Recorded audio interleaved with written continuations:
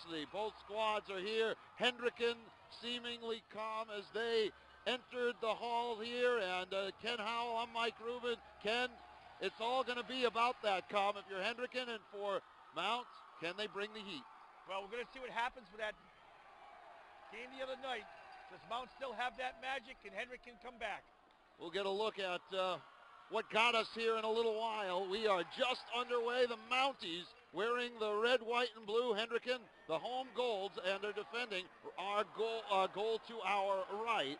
And we'll get a look at how we got here in just a couple of minutes as the puck is squirted down ice. Back is Mark Squazzaro. He pushes it ahead for Tom Crudell. He'll dump it in on Keneally.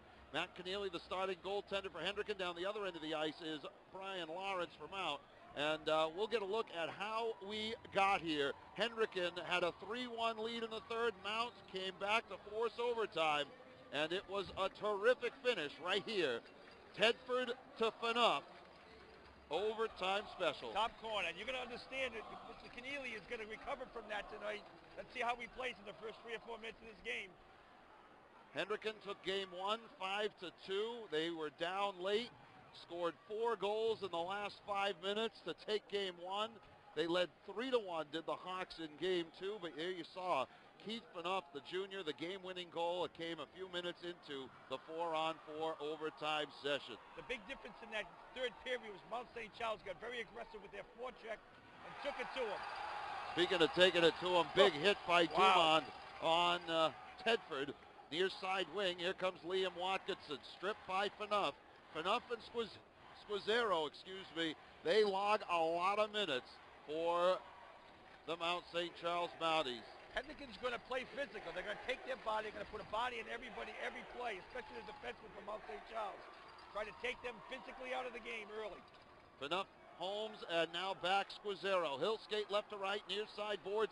Justin Dabrowska and the Mounties are offsides. It is an amazing tradition, Ken. These two teams meeting for a third game for the 9th time in their 19th series with the title on the line. A lot of pride for both teams. A lot at stake here on a state title. You have to see which team has that little extra tonight, because this is for all the marbles. A sweep last year for Mount St. Charles over LaSalle. In 2012, it was Hendricken in 3 over Mount. 2011, it was Mount over Hendricken. Shot in, Lawrence, the stick save. Puck comes curling out to the near side. Dabrowska, who has a couple of goals, a couple helpers in this series, back for Phaneuf. He'll cycle back behind Lawrence. He'll play it off to the wing for Crudell. He had a goal in the first game, and it's knocked back in by Bryce Dolan. Puck comes to the near side, Phaneuf, and the Mounties will regroup. Left side, Crudell will send it in deep, back behind the net of Matt Keneally, who through the first 2 periods the other night made some spectacular saves for the Hawks. Near side wing, puck kicks back to Tucker Alberigo, and up the far side, Riley Miller will send it in deep. Lawrence stalls the puck. He'll play it around the kick plate near wing, and stepped into Ryan Baydou. And now near side, Riley Miller from the corner. Loads it up to the point for Chris Shalvey. Takes a wrist shot wide. It kicks out to the big screen. And kept alive. Dumont looking for Miller. Miller, the backhand in front, couldn't pull the trigger. And it's covered on the near side boards. Brandon Mitchell forced ahead. Fuller the shot. Lawrence the save. Puck loose off the pipe. Comes out to the point. Shalvey thought drive. Valentine stuck it, and it clears out. Hit the pipe. I think Lawrence had it covered. It was on the good side of the pipe, if there is one, Ken. Yeah, that was a good shift by that line right there. They did a nice job of being aggressive with the forecheck. Got a good shot off. Right side, Watkinson. Again, the Hawks over the course of this series, Ken, have been at their best when they use that depth. They can roll out 3 and sometimes 4 lines. And in the first game, at least, we saw them go 6D deep. Yeah, Mount St. Charles is going to try to get a guy or 2 in there. They did it pretty successfully tonight, get 1 or 2 men into the game. Oh, what a hit on the referee. It was Bovair. Puck comes to Alberigo. The drive up and over the top of Lawrence. Didn't miss by much. And the pace of this one through the first, inside 4 minutes of this one, boy, it has been furious. There's a lot of adrenaline, Ken Howell. Well, you get 2 teams that are, geared up to this game. Again, Hendricken wants to be physical. They want to play the body. They want to be aggressive with their forecheck and wear those Mountie defensemen down. Mount St. Charles wants to stick to their system. Get it in, get a good forecheck going, a good cycle, and get some quality shots. Alberigo near side boards. Pushed it to Matt Kramer, lost the handle. Back out, Alberigo lost an edge. And neutral ice, Andrew Farah, who's had a terrific series. And it'll be dumped in by Dolan. Enough back behind Lawrence. Turns it to the near side. It's played by Dabrowska, ahead for Holmes, and here come the Mounties. Holmes will take the right side, steps back, got it to Crudell. Backhander saved by Keneally, who hugged the pipe. Back out Dolan. Will clear this. No, it's intercepted by Holmes. Kept alive along the blue line, walking the tightrope. Crudell shot. Saved by Keneally. Scored! Yep. Dabrowska on the rebound. And the Mounties strike first. It's 1-0. I'll tell you what, just a quick little wrist shot from the point. It got through all the Hendricken defenders. Two Mounties all alone in front. Got two whacks in it. The second whack and went in.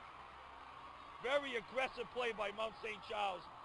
Got a good play at the blue line, kept the puck alive, kept it in the zone. Excellent play all the way around by Mount St. Charles. For the third game in a row, Mounties take a lead. Here's how it happened. Crudell, a terrific play at the point.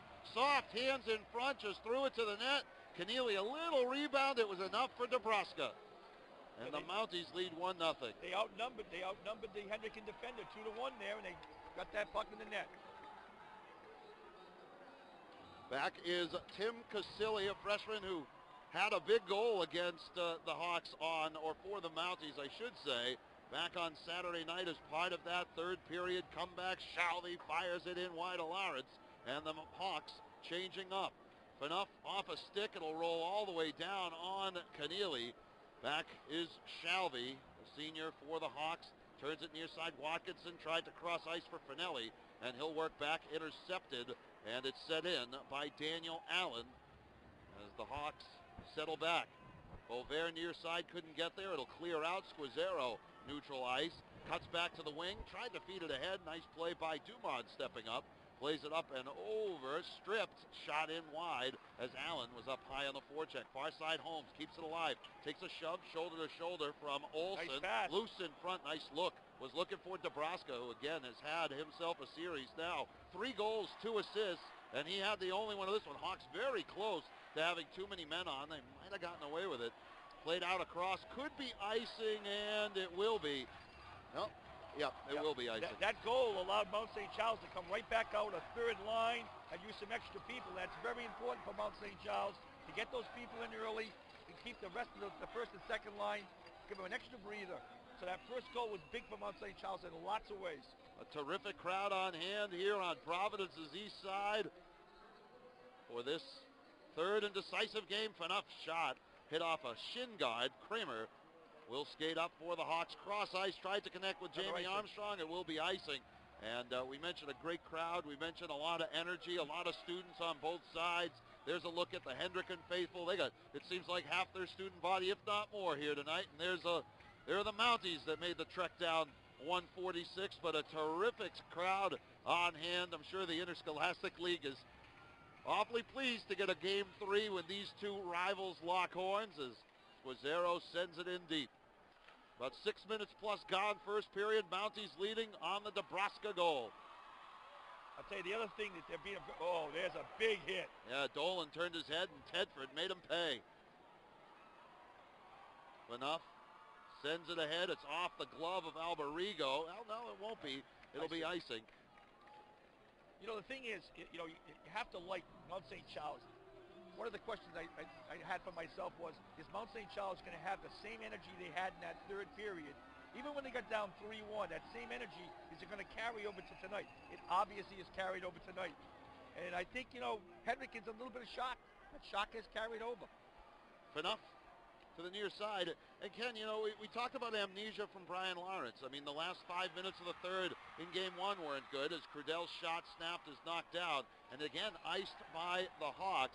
It's 4 icings in the last 2 minutes for Hendricken, but to go back to momentum and memory loss, I mean, obviously the Mounties were able to put the better part of the third period from Game 1 and the first 2 periods of Game 2 out of their mind. Hendricken, they kind of have to do the same thing here. Well, I think, obviously they're young men, and you can say that, but I think that win the other night by Mount St. Charles put Hendrick in a little bit of a state of shock, and they just have gotten away from their game. Up the wing will be set in off the stick of Squazzaro. He'll work back behind Lawrence and off to Henry Alianello. Back to Squazzaro near side. Connects up ice for Bedeau. Bedeau setting up the near side looking for Tedford in front of the Hawk bench. Puck kicking through neutral ice, and Hendricken will change as Lawrence stalls the puck back for the sophomore Alianello. He'll work left to right for the red, white, and blue. Backheads one off the stick of Farah. Bounces around. Valentine up the wing. Stolen by Dumont. Trying to get a line mismatch here, perhaps, are the Hawks. It's driven in by Shalvey. Stick save Lawrence. And it's back. It's played across. High stick we're going to get, I think. Yep. The face-off will be to Lawrence's left when we all settle down. We're about halfway through the first period alongside the longtime coach of the West Warwick Wizards, Ken Howe. I'm Mike Rubin. Mounties leading 1-0 in what has become a one-game season for all the Marbles. Again, Hendrickin's going to get back to some more team play. A lot of individual effort going on. They need to work as a unit, get those forwards working as a unit, try to use their points a little bit better, get some people in front of Brian Lawrence. Near side wing, the puck stalled by Kramer. Kick back, and Squazzaro, one of the co-captains of this Mountie side, ahead for Crudell. Crudell a drop for Holmes, who gets it back. It's a high stick. Be waved off as the Hawks come away with the puck. Near side, Dabrowska tries to poke at it, and it'll cleared out by Dolan. Set back and intercepted. Here comes Watkinson left side. Fires a shot wide, had picked out that far post, and Dolan back in. Able to keep that onside. Puck to the neutral ice. Here's Dolan the first year. Near side, Alberigo almost picked off there by Dabrowska and set in by the Mounties as Lawrence watches Phaneuf back. Phaneuf shoulder to shoulder with Jonathan Finelli in deep on the forecheck for the Hawks with Liam Watkinson. They muck it up behind the goal. Comes near side. It'll kick out Dabrowska. He'll push back. Takes a shove, but got the puck ahead. And here comes Holmes. He'll set it ahead. Nice look for Daniel Allen on the near wing. He fights for position with Dumont, who's able to set it aside and push the puck to Finelli, who clears the zone using Watkinson. Hawks looking to change as it's set ahead for Josh Olson. Backhanded one toward the goal. Daniel Allen intercepts, and the Mounties come back the other way. Across center, there's a quick line changes here. Both teams are changing real quick, which is good. Just thinking the same thing as there's a look over Shalvey's shoulder. That comes to the wing. Set down ice. Should be icing. No, he waved it off because Mountie let it go. Yep, it'll be brought back by Fuller on the wing. Good call. And Holmes for Dabrowska. Back ahead, missed Holmes. They'll say it was tipped. Crudell chasing Dolan back. Dolan touches, plays it over. Holmes in the corner. Pinned to the boards over there by Riley Miller. Gets some support, does Miller. And the puck out. Turned over. 3-on-1. Crudell, Dabrowska, in front, scored! Tic-tac-toe! And Holmes puts the Mounties on top. 2-0. Talk about making the most of your opportunity. A 3-on-1, and the Hawks are down 2. That's just a terrible turnover. Led right to that 3-on-1, and I'll tell you what, Mount St. Charles, textbook, tic-tac-toe play. Unselfish. Just a great play once they got possession of the puck in the Hendricken end. Hendrickin's going to call a timeout here. Hendrickin's going to want a timeout, and we're going to get another look at it. You see that everybody breaking out, Ken, and there's Dabrowska, Holmes. There is nothing Matt Keneally can do about that one. Wow, unbelievable. Again, the aggressive forecheck, staying on the puck. Mount had 3 guys in the zone at that point to 1 Hendricken guy, even with the turnover. They're taking their chances. They're living on the edge, but they're playing Mount St. Charles hockey with that forecheck. Well, 5:28 left here in the first period. The Mounties lead 2-0. Dabrowska, a goal and an assist. He had 2 goals, 2 assists in the first couple of games. And what's this timeout about? We look in at Coach Kramer. You got to wonder what's going through the heads of the guys in the gold and green. Well, I'll tell you what. If I'm the coach right here, I'm saying to them, look at guys, 35 minutes on the clock. We got 2:15. We got 5:28. It's 2-0. The game is not over. This is not the end. Don't put your heads down. Let's get one back. Let's make it 2-1. They did it the other night. We can do the same thing to them. But they've got to get more aggressive. They got to play more like a team. All of the energy, all of the momentum right now is squarely in the corners of the Mounties. And the Mount St. Charles Mounties lead this one 2-0. And right off A big hit by Shalvey, dumps Phaneuf. You get style points for that hit. That was a good one. That was a good one. But, you know, again, that's their goal here, to try to wear out those two defensemen in particular. Armstrong, Holmes, and now Holmes on the puck. Off the board's far side, picked off Farah. Kramer back for Armstrong, who put himself offsides, and we'll have a whistle. With just about 5 left here, first period. Mount St. Charles leading this one 2-0, and the faceoff will come outside the zone. That's a good example of what I'm talking about right there. They were very tentative. The man with the puck for Hendrick was very tentative to give up that puck to the wing, and the puck was such a bad pass he was offside. They're just very tentative with what they're doing. And again, just staying onside was Dumont as it was fired in there by Riley Miller, stopped by Lawrence, and we'll have another draw.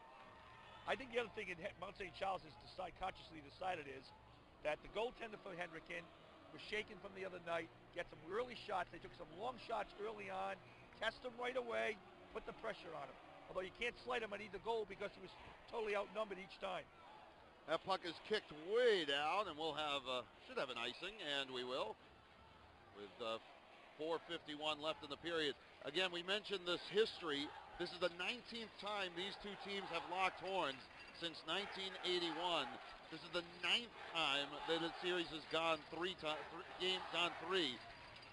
7 of those times, 6 of those times, it was won by the Mounties, but the last 2, 2012 and 2007, belonged to Bishop Hendricken. Left side, here's Crudell. He's had great hands all weekend. He was knocked off the puck by Alberigo. Good defensive play. Holmes and now Miller comes away with the puck, clears the zone. Here come the Hawks. A nice step up there by Casilli. Plays it back Phaneuf. He'll play it up ice over the head of Dolan, and he'll regroup as the Mounties change quickly. Near side wing, again, a tough change. It comes up with the puck, though. Does Armstrong. Drop pass, no one there. Kramer will hunt it down. Gets around Allen. Played it ahead, missing a hit. Was Glad, but it's stripped. Here comes Bovair. Out across center, numbers here is Glad. Plays it for Bovair. He backhands one toward the goal. Daniel Allen looked to turn. Farah on the back check will kick it free. Glad on the puck, and now here's Farah. Gets around Alianello. Has Armstrong, and Dumont takes a shot. The save. Puck loose and kept alive. We'll have a whistle as I think part of the net might have come off. Lawrence came sprawled out to his right. I don't know that he ever needed to make the second save, Ken. I think the defender got in the way. Yeah, I think it was blocked, but I'll tell you what, Farah's been a going concern as far as Hendrick is concerned all weekend long. He's really done a lot of great individual effort plays. The other night, late in the game the other night, he made a great play. Just a great individual effort. Yeah, it looks like it never gets through to the goaltender. It goes wide. Holmes kicks it to the near wing. Intercepted. Back comes Olsen near side. He had a goal in game 2 on the tip. Loose in front. The turn, the shot. It was blocked again before it made its way to Lawrence. And here comes Holmes near side. Nebraska. Nebraska has Alberigo to beat. Centers it in front. Crudell working in. Drop pass to the slot. The turn.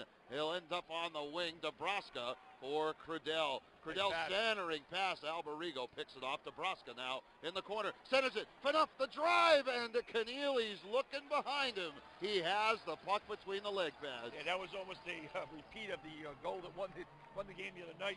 Phaneuf came in for the point. Just kind of leisurely worked his way down into a high-scoring area, and a great pass again, and he got a great shot off high. In that case, Keneally came out and cut that angle. Ken, you surprised to see Phaneuf taking that charge up as a point man when you're up 2-0? He had a good backup. Casilli was back for him, so I think he's going to take a chance. Up 2-0, why not take a chance there? On the puck, loose in front, shot, snap, knocked down. Chased down by Keith Valentine. He battles with Miller in the corner. Another nice hit from this time Alberigo, and back the other way. I'll check that Shalvey, who's been throwing his weight around. Back all the way is Cameron Tedford for Phaneuf. The combination that won the game for the Mounties the other day. A shot, and Lawrence textbook position. That's a good example right there. They get into the zone, one man carrying the puck. The puck was taken away from them. The play was over. It was only because of a sloppy pass that they got a shot off. But they're not going in. They're not getting anything set up. It's all individual efforts. Ferris individual effort early on. They need combination plays, and they need to win faceoffs like that one. Kramer won the faceoff, but the shot by Armstrong was deflected partially by Holmes. Puck on the wing, covered Crudell, looking for Holmes at center ice, And it comes to Crudell on the wing. Has one man to beat, gets around. Dolan shot, score! Yeah. Goes top shelf over the shoulder of Keneally. Yeah. And what a finish by Crudell. Well, Keneally was at fault there. He was already on his knees before the shot was even taken. I got to tell you what. I'm thinking, if I'm the coach of Hendricken, I'm thinking of changing goalies. I don't know. That's just my mindset right now, because I think Keneally is just, he's got an issue right now. The first two were his fault, but that one, he's already down on his knees when the shot's taken. Oh, that is a terrific rip there by Crudell. He got a step to the outside of the defender, Shalvey, and just we have said about Crudell all weekend long that he has got some great hands as Holmes just jumps the gun. He had that great goal in game one where he just kind of out-muscled his way with his footwork and stick work inside the hash marks, but that was a terrific shot. Well, there was definitely a conscious effort by Mount St. Charles in that third period tonight to keep shots high on Keneally, and what obviously has happened here is they just go for the top corner when they have that individual shot coming up. It is 3-0 Mount St. Charles. The Hawks have already used the timeout. Crudell lost the puck, or forgot it, I should say. Creamer looking to clear the zone, and puck ends up a souvenir, and we'll have another whistle here with just about 2 minutes to play here in the first period. Mount St. Charles, a lot of confidence brimming, maybe even overflowing behind that bench at this point. I'll tell you what, I don't think in David Belisle and Bill Belisle's wildest dreams did they picture a 3-0 lead in the first period. As good as they played in that third period the other night, this is beyond their wildest expectations. To the corner, Glad works against Farah. Nice drop pass, sets Allen behind the goal. Centering pass to the slot. There were two men there, and it was just on the backhand of Glad. And turned Armstrong, Farah. And now Glad off the glass. The puck carries ahead for Beauvais. Beauvais back to the slot. Tripped up by Shalvey. Nice play. Beauvais turns. Shalvey on the puck. Ahead Farah and behind Armstrong. And it kicks out, neutralized. Fanup takes a whack at it. Got a shove from Armstrong. Holmes, and now Farah bounces off the hit. Stick handles his way around Allen to the near side. Tough angle shot off the side of the net. Fanup met by a big hit. Puck at the point. Almost tipped in. By his own man. We've seen that before this series. Very definitely. With the kick in before, that was almost a tip in by Fanup. Yeah. He almost tipped that by his own goalie. He got off his hit, and I think he was surprised. I don't think he knew the puck was coming back in. No, I don't either. I think I kind of surprised him. His stick was on the ice. Almost put it by Lawrence. And that's the kind of break that Hendricken honestly needs right now. He needs something crazy to happen to get him back in this game. Ken, and if there's one thing the first 13 and a half minutes have taught us, I think Brian Lawrence is pretty well dialed in. Penalty coming against Hendricken. Shot, Keneally, the glove save. And we're going to get a cross-checking call. Perhaps a frustration penalty going against the Hawks' way. It's going to put Mount St. Charles on the power play as Tucker Alberigo will take a seat for two in the sin bin with a little more than a minute left here in the first period. Yeah, this has got dangerous written all over it. They win the all-important face-off to the Mounties. Far side wing, Holmes. Fanup has Squazzaro near side. Looks back, cross-ice pass, Squazzaro. The shot off Keneally. Kind of went off his blocker side, maybe the top of the mace. On the far wing, now back up top, Fanup. Cycles it back, Dabrowska. Puck was tipped. Stepping up will be Squazzaro, and it'll be hammered. Does it make it out of the zone? It doesn't. Terrific play by Dabrowska. Finds Holmes. No, keeps it himself. Finds Crudell. Yep, they were looking. They got the give, couldn't get the go. And here's Holmes. Back to Fanup. Back up top, Squazzaro comes near side. Holmes looking in front. Shot! Knocked wide of Keneally off of one of the defenders. 30 seconds left of the period. Good look to the left point for Fanup. Comes back near side for Crudell. He was looking to play the puck perhaps before he had it cleanly. And Dabrowska comes up with it. Has Holmes in the slot, puck batted away, and it'll be cleared out by Josh Olson. Patient penalty kill there by Bishop Hendricken, never overcommitted to the puck. There's that long pass again by Lawrence. We saw that the other night, that led to a goal. Should have got the assist, but fortunately he didn't. Near side, it's swung in by Fanup, and that takes us to the end of one with the score, Mount 3, Hendricken nothing. We're going to keep it here for this one. And Ken, the story of this first period, really, before the first game, let's reset things. Before the first game, when we were talking, we'll talk about it when we come back, I'm being told. So we'll do that with the score, 3-0 Mount. We're back after this.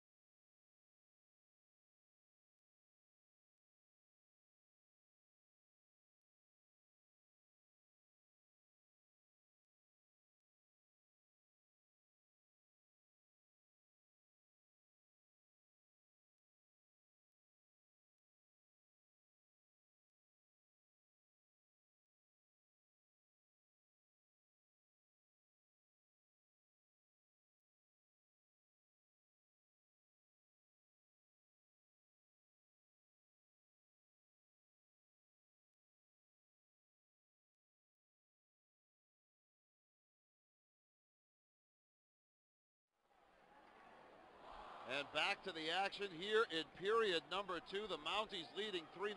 They have 30 seconds left on this power play as we are just underway. Period number 2 from here at Meehan Auditorium. Alongside Kenny Howell, I'm Mike Rubin, and the Mounties all over Hendricken in that first period. Dabrowska on the puck. To the point, Squizzero back to Dabrowska. Looking in front, pulls the trigger. Shot wide of Matt Keneally. This is a must-kill right here. They got to get through this last 9 seconds. Holmes, chased by Dumond, turns, looking to center perhaps, gets some support from Dabrowska. Good work by Dumond, and it comes to the near side. Up steps Phaneuf. As the penalty comes to a close, Phaneuf looked, cross, had his man. It's kicked alive, and here's Alberigo just out of the box. He'll try and lead the Hawk attack. Left side, working in on Lawrence, backhander. Saved, it came off the coconut. I think it got Lawrence right in the dome, and it'll be iced away.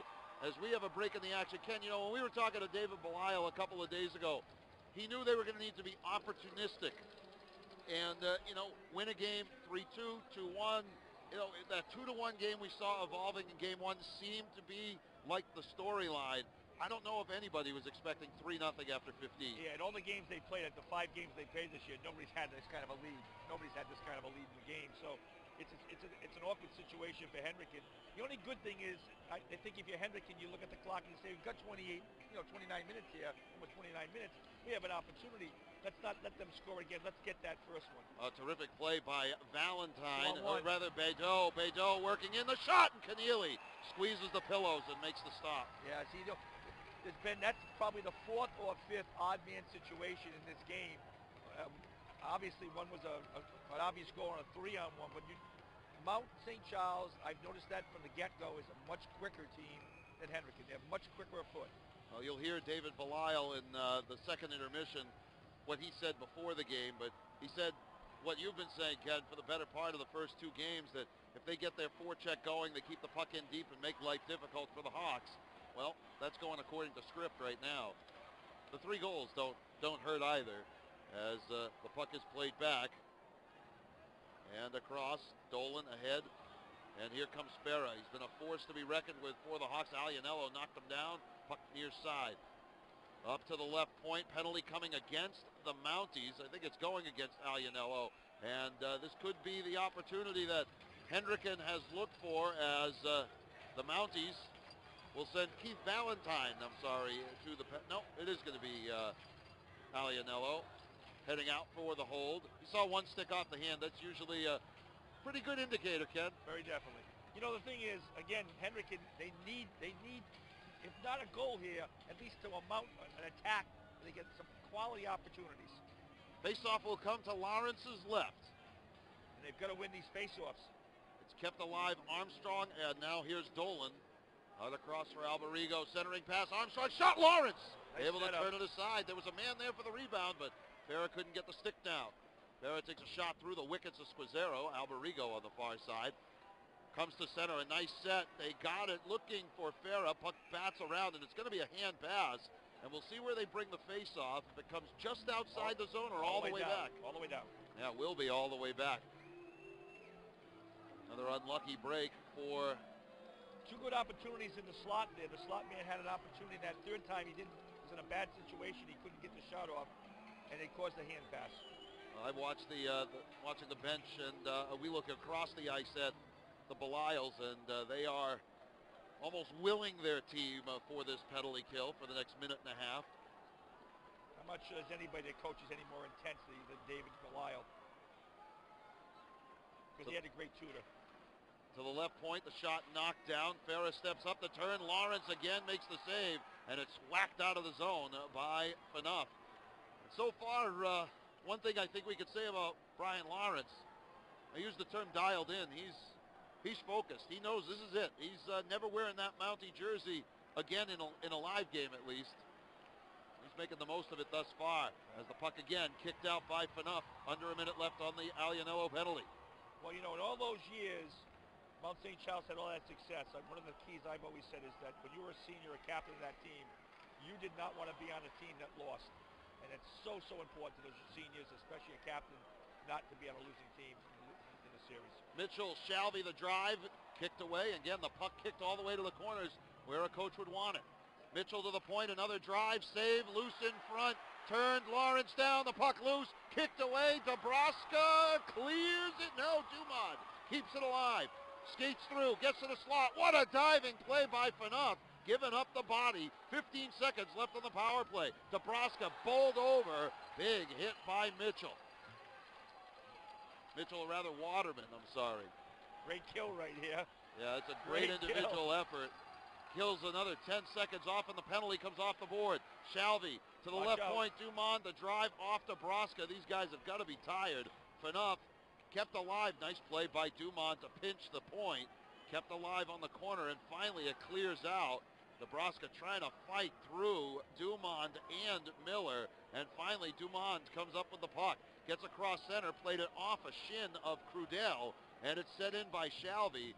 Mounties are looking just to ice it to get the change. Oh, sandwich there. Yeah, and he didn't lose his skates, didn't lose his edge, I should say. Right point, Dolan. The Mounties got to be tired. The puck kicks out, and they got the long change. They're going to try and get Dubraska off. They do. Puck behind Lawrence out to the far wing. Phaneuf and Squazzaro have been out there for the better part of the last 2.5 minutes. That qualifies as a long shift, wouldn't you say, Kevin? I would say so. Lactic acid's got to be going. Big lift. Now that is a man play there by Phaneuf. Lifted the stick of one of the Hendricken Hawks and then quickly iced it away, did Keith Phaneuf. Well, as I said before, even though they didn't score Hendricken, I think it gave the team a lift. They had some opportunities. Obviously, Brian Lawrence was equal to the task. But let's see if that lift carries over to the next couple of line shifts for Hendricken. They got the forwards changed. Squazzaro couldn't handle the face-off pass, and now it's going to be taken. Armstrong to corner, looking to the point, kept alive Dolan. Been a long time in the zone, but it's intercepted. Lazy pass. Here comes Tedford. Drop pass. That's a hit by Farah. Able to bump his man. Shot loose in front, and they ain't able to pull the trigger. Was Bédot. He had an open look as Keneally left the rebound in a bad spot. If you're a Hawk fan, that is. And it's turned back. Keith Valentine comes across for Phaneuf. He turns it. It'll clear the zone, and it'll be regrouped by Boulanger. Out across. Picked off, and Tedford just offside. Yeah, rather than giving from one defense to the other, he tried that wide pass. The Mounties cut that off. One thing about St. Charles is doing really well, getting it out of their end of the ice, is they're reversing the pass. Everything they get on one side of the ice, they reverse it the other way. The Mounties always have a guy in that wide wing, and their system of getting it out of the zone is working very, very well tonight. Bédot had finished that opportunity there. You're might have to mark that save down, Ken, because that's one of those moments that, 4-0, you start talking about crooked numbers and blowouts. Oh, yeah, definitely. From the corner, Glad looked to center. It's turned back by the Hawks and cleared out. Alberigo will headman the attack right side. Intercepted by Squazzaro. The puck hops up. Squazzaro will bring it back down. He'll turn behind Casilli off to the wing and cut back to the near side. Daniel Allen tries to get there. Dumont a nice step. Centering pass just missed. Brandon Waterman kept alive by Alberigo, who is playing up top, it looks like. Alberigo listed as a D-man. We've seen him play a lot of minutes on the point. Now playing as a forward. Centering pass picked off by Bovair and cleared out by the Mounties. It should be icing. And, yep, it indeed is. And we're inside 8:45 left here. 3 first-period goals from Mount St. Charles. It was Dubraska from Crudell, then Holmes from Dubraska and Crudell, and then Crudell with that nifty finish from the wing.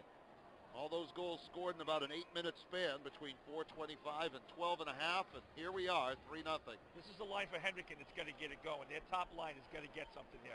Good look, Creamer in front. What a save! Sprawled out to his belly was Brian Lawrence. He answers. Near side, Holmes comes up the near side, and the Mounties are off sides, but boy, Brian Lawrence went down to his belly, and you said they got to get the line going, Ken. They got their chance. They definitely did, but Lawrence just made a great left pad save. He was stretched out as far as he could. Just a great save. He's like, they say he's hot right now. It's going to take something special to beat him. Dumped in by Dubraska.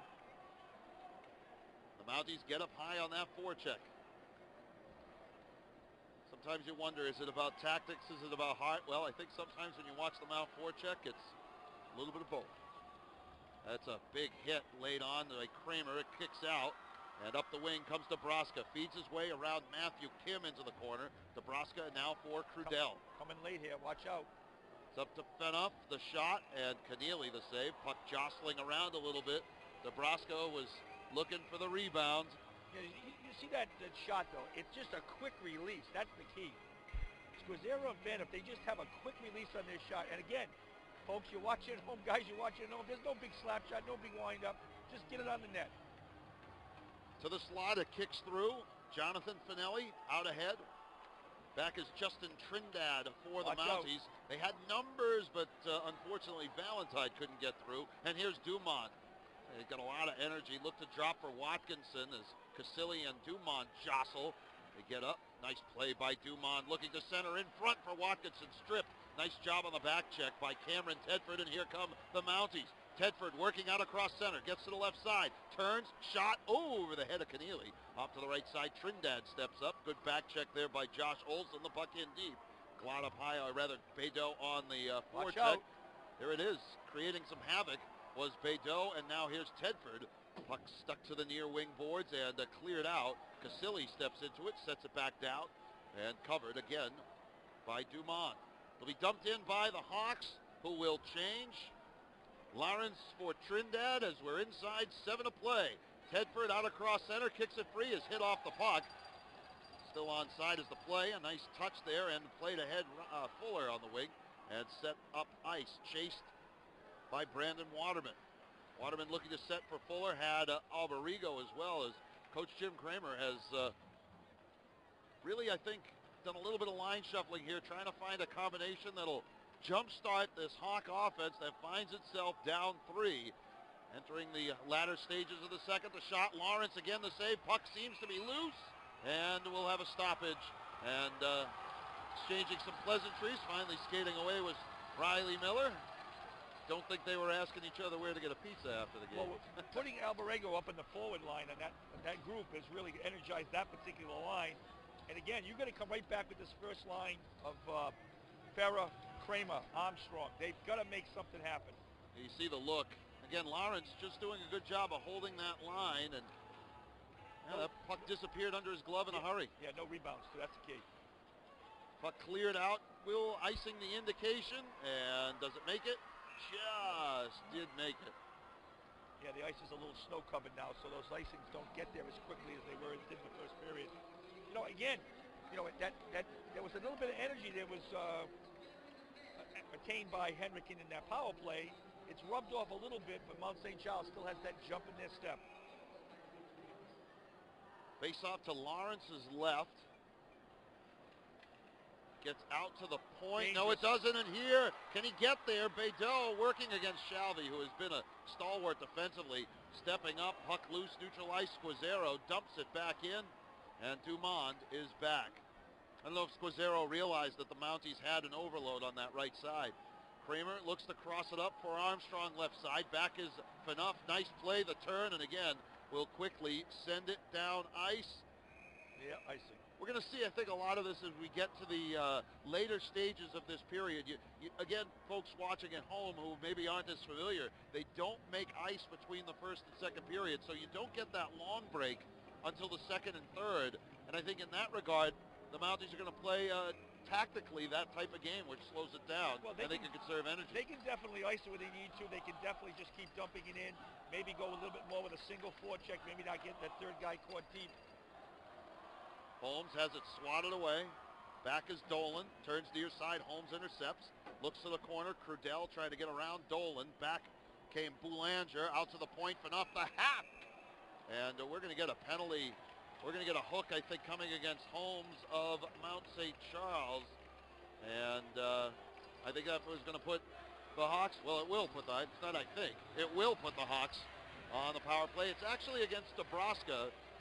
I thought he indicated Holmes, but it's Dabrowska for 2 minutes, so the Mounties will have to kill this without one of their better forwards. Oh. And the Hawks had too many men on the ice at the drop, so let's see what they can generate on this power play now. Holmes on the draw. Matt Kramer got to win the faceoff, Ken. And they're going to be aggressive. 2 guys on the puck with the forecheck. Fenough can't clear the zone. Dolan left point. Works it off to the wing for Farah. Looks up, back up top. Dolan, left side. They look for Farah on the near sideboard. Check that was Alberigo, the 7, not the 2. Farah through traffic, puck loose in front, the turn, the shot. What a save! Oh my! Alberigo was turning and starting to celebrate. He had a stick in the air. And Lawrence, left to right, what a stop. Oh, Nelly! That was one of the great stops in high school hockey playoff history right there. That was dead in. That was, the crowd even had their hands up behind the net. Wow. Off the face-off win, the Mounties ice it away. And you know, you got to count on your goalie sometimes to steal you a save or two. And we talked about this on Saturday. You don't want to see too many spectacular saves, but boy, they're crowd pleasers, aren't they? That wasn't a steal. That was grand larceny. Oh, man. What a stop. See, they're going to get 2 guys, not 3 guys on the puck, but they're going to get this possession. This is a great play by Mount St. Charles. Somebody's going to come up with the puck. The Hawks finally do, but there's nobody in front. And now it comes out to the point. Dolan mishandled it. That's outside. He called it. Yep. Wow, a tough break for Dolan. It was a good feed to the point by Farah, but it cleared the zone, and there's a minute gone. Let's take a look at that save. Look at this. Backside. Oh, there's no way. Alberigo, look at the look on it. He can't believe it. That's a terrific Even stop. Phaneuf went over and just was in wonder at that save right there, his own player. Inside 4.5 to play here in the second period. Face-off 1, Crudell took a shove on the puck. Is Riley Miller. Sets it off to the wing. Here come the Hawks. Left side, that's Brandon Mitchell. Centering pass, Waterman. Big rebound, kicked in. Lawrence, another save, cleaned out. Holmes, the shot, another kick save. Shot loose and unable to pull the trigger on the post. Wow. Was Mitchell. Squazzaro got a piece of it up top. Dumont lays it off to the wing. Shot across, hit a body, and it'll be played by Chris Shalvey back to the corner. Squazzaro and Waterman now for Miller on the far side boards. Still got plenty of time here. Up top, Dumont. 25 seconds left on the power play. A hit, a skate. Holmes will get there. Pats it ahead, and here comes Crudell on the breakaway. The score! Crudell, the shorty, and the Mounties lead 4-0. Give that assist to Brian Lawrence. He gets the assist there no matter what you say. He didn't have to pass the puck. He didn't have to do anything. All he had to do was make 4 or 5 spectacular plays prior to that goal. Just incredible. And how often do we see that in this sport, Ken? Let's take another look. There's the feed. Crudell is in all alone. There's nothing Matt Keneally can do to stop that one. And Crudell and the Mounties lead 4-0. How often do we see that? Your goalie makes a terrific stop after terrific stop, and the offense says, you know what? We'll get you one back for it. What a terrific sequence. Again, if you're a Mount St. Charles fan. Now, conversely, if you're Hendricken, you have spent a lot of time down in that Mount St. Charles zone to keep coming up empty, Ken. Yeah, you know, there's no doubt about it. I mean, they've done everything but put the puck in the net. Now, of course, Brian Lawrence has been a key to that, but they've had a lot of good opportunities. That first power play early on, they had great opportunities. They've had great opportunities in this power play. Nebraska out ahead, feeds it for Bédot, who's dropped by Dolan. Yeah, you don't get any points for checks at this point. No. Hendricken continues to bring the physical play, but with a 4-goal lead, you'll see Mount St. Charles certainly start rolling out as deep a lineup as they can, as the Hawks ice the puck. Well, they'll definitely use their third line here at some point in time. There's no doubt about that. They're going to use the third group. Yeah, that red, white, and blue clad fans on the other side of the ice from us. They're pretty pumped up. Mount St. Charles 4, Hendricken nothing. I'm in a quasi state of shock.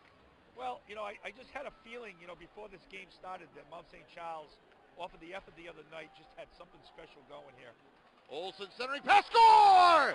Olsen for Finelli, and maybe that's what the Hawks need. They find a solution to Lawrence, a terrific feed, a great finish, and the Hawks are on the board. Well, again, now we'll go back to that shorthanded goal.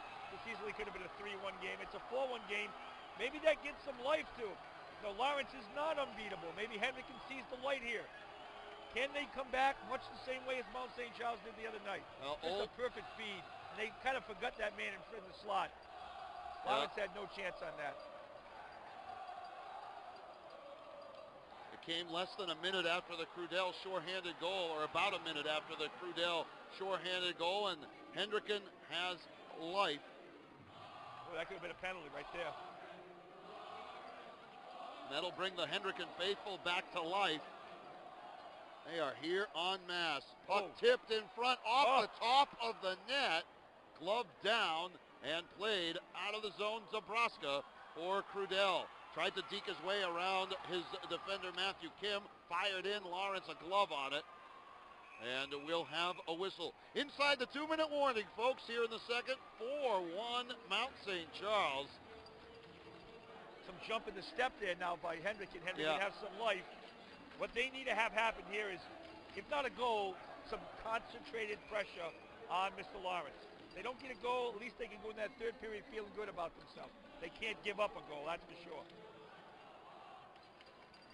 This one far from over. Guy in the slot was open there. Yeah, Farah.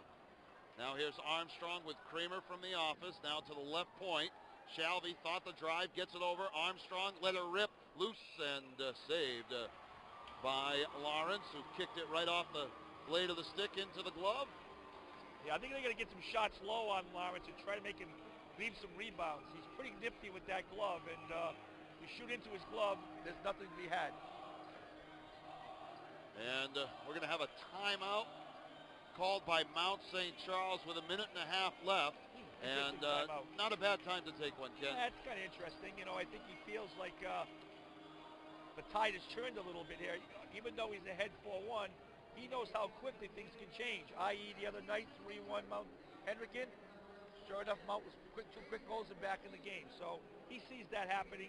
He sees his team letting up a little bit. He sees Hendricken alive a little bit. He's going to make sure, because a goal by Hendricken at this moment in time, in his next 1:33, changes the whole complexion of the third period. In a 4-1 game, you get a 3-goal lead, and I think a part of it is Hendricken finding a little bit of a blemish in the armor, so to speak. You get that one, you start to believe. We have now seen that 2 games in a row. Yeah, I don't really know what the shots were in those combined in those 2 power plays, but I think they probably had at least 10 or 11 quality shots, one of which should have been in the net except for Mr. Lawrence. Well, you look at Olsen, the turn, and again, they left Finelli wide open in front. That's a great finish. He had some heat coming from behind, and nice finish there by Jonathan Finelli. And you know, he's a senior captain. Sometimes you got to take that. Yeah, the middle of the box has. I don't know what's going on here. I got an equipment issue. I think it's the glove side of the catching glove of Lawrence is getting relaced over there on the bench. On that goal, the Hendricken goal, what happened is the box got a little loose, and that middle slot man was wide open. He was in between all 4 defenders. And they kind of had their backs turned to him, and they kind of lost control of where he is.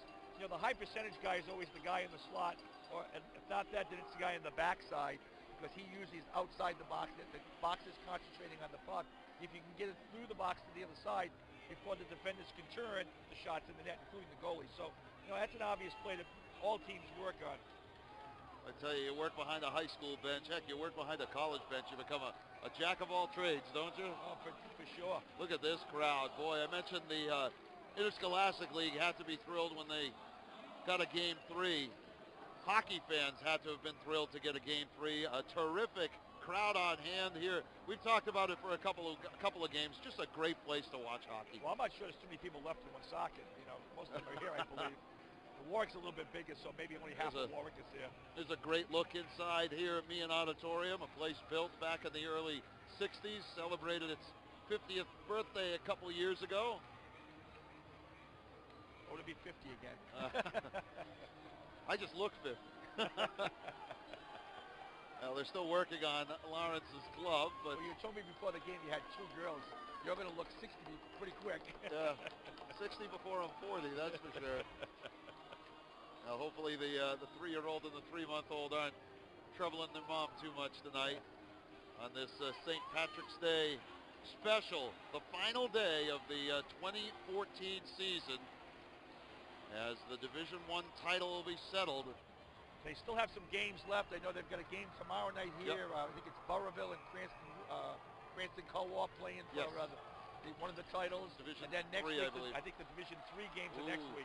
Lawrence got a little toe poke on it, and Phaneuf was able to save his bacon. 3 on 2. 3 on 2. Dabrowska, the trailer. Crudell off to the wing. Holmes lost his footing. Dabrowska in the corner. He'll turn it behind the goal. Crudell looks back, looking to center perhaps for Holmes, and Farah iced now. He's trying to clear the puck. It ended up behind the Mountie bench, and the faceoff will come to the left of Matt Keneally. There's no team more dangerous than a Mount St. Charles team coming off a David Bill Belisle timeout. Because you know and I know he was in their ear, in their heads, and that's a dangerous team when that happens. Faceoffs, very important here. Dabrowska has been solid all weekend. He's going to shoot in the net. He's going to try to drive it towards the goalie here. Alberigo will come in and take it for the Hawks. And it's 1 to Dolan right in front of Keneally. It comes near side behind Riley Miller. Drop back in Squazzero as we tick down to the final minute of play here in period number 2. Set in Keneally, the stick stop, and now Dolan will headman the attack. Had Belanger to his left and turned it over to Dabrowska. Looking in front for Crudell. Backhander off the stick of one of the Hawks. It comes to the near wing. Alberigo mishandled, and Squazzero out across for Phaneuf. Phaneuf winds up the drive into the glove of Keneally. He'll leave it back. Belanger and now Dolan. 35 seconds here. Squazzero off the boards. Got an elbow. Yeah, elbow to the helmet too. It's a boot. Squazzero takes a shove from Alberigo, played it over, and here comes Phaneuf. Get around Farah.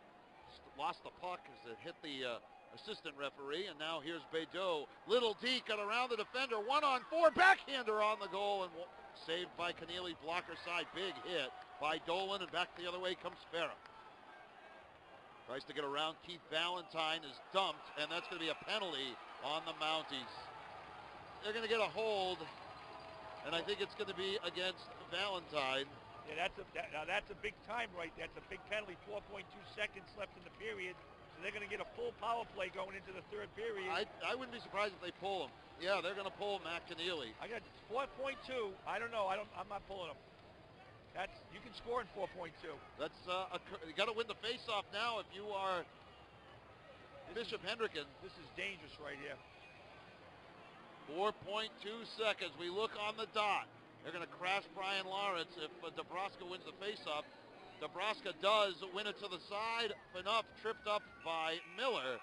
And check, that was Miller, not Armstrong. And that takes us to the end of 2. 4-1 our score, Ken. And, Mounties weathered, I think, a little bit of a storm in that latter part of the period. Yes, they did.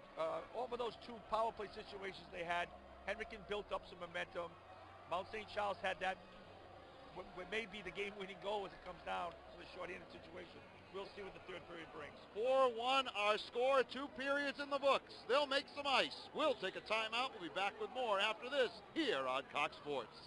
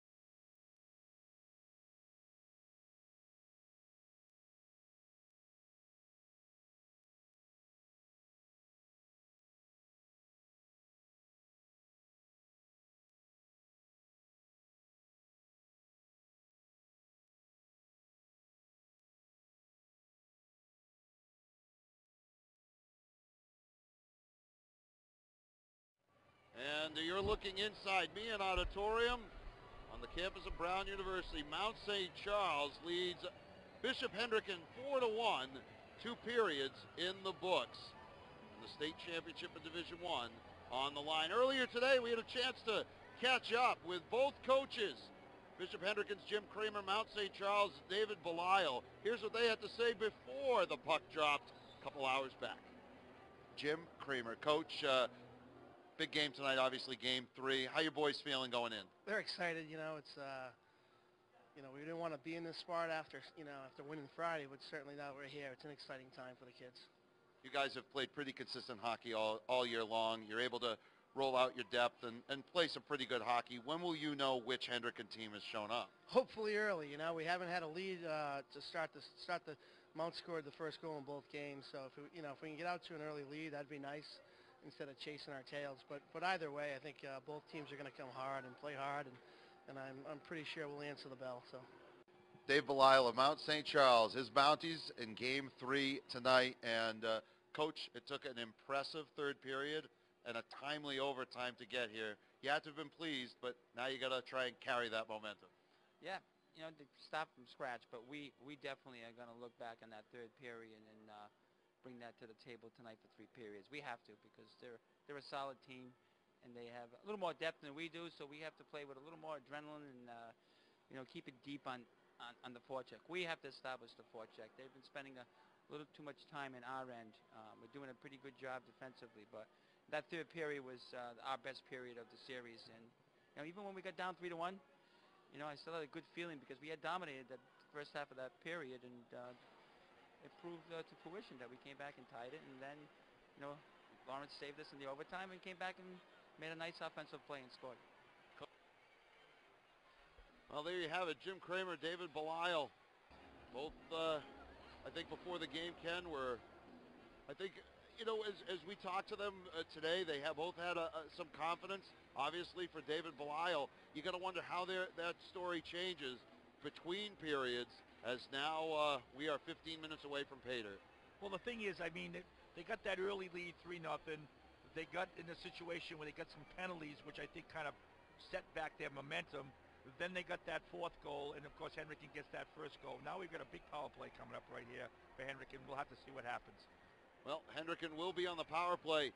When we return to this intermission, we'll take a look at how we got here. Mount leading Hendricken 4-1, and more here on Cox Sports.